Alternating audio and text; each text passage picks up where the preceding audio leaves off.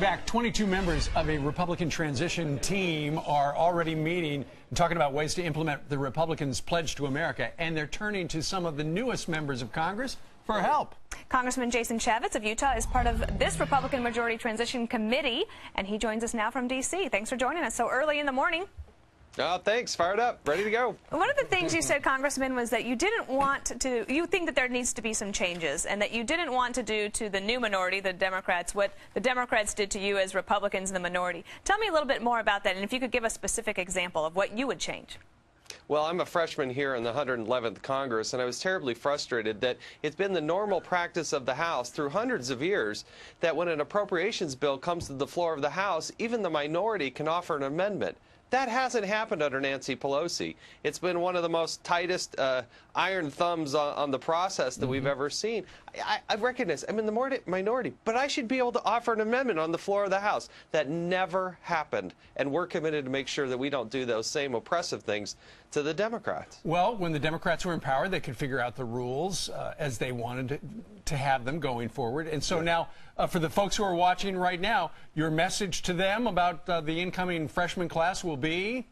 If we came to change the way we do business in Washington, D.C., the status quo is no longer acceptable. We want openness, transparency, little things like we have to be able to read the bill before we actually vote on it. You know, stuff that you say, well, duh. That's going to take a lot of time out of your busy day, isn't it, Jason?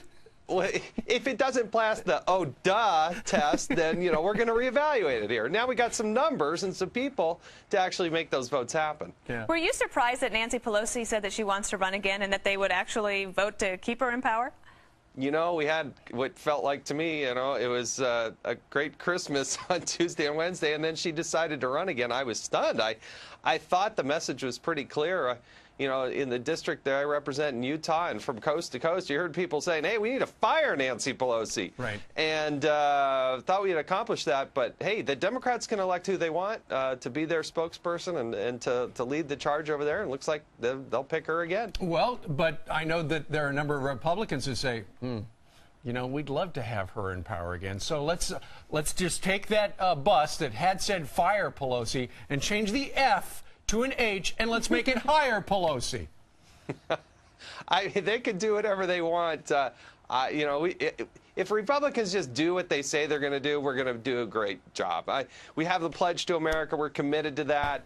America's hurting. You know, we smile about some of these things, but people back there at home they're losing their jobs, they're uneasy about their mortgages, and we as Republicans got to be the adults in the room and actually take charge of that and make some good things happen for the economy. Well, we know that you're meeting again today, starting at 8 o'clock. You're going to be the first one there. You can get the really good donuts. Congratulations. Got to get after the orange juice early. That's right. Thank you, Congressman. Thank you. All right, Governor Sarah